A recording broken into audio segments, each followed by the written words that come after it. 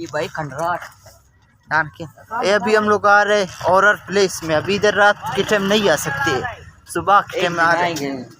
ये देखिए बहुत ही ज्यादा खतरनाक जगह है, देख सकते हो आप लोग। अरे देखो भाई, इधर इधर इस तरफ इधर आ जाओ, इस तरफ। इधर हम लोग आ चुके हैं। अभी इधर देखते हैं क्या है। इधर अचानक से हमारे सामने कोई बंदा नहीं आ जाए तो चलो। भाई दिन का टाइम इसलिए दिन का टाइम इसी वजह से है, रात के टाइम आओ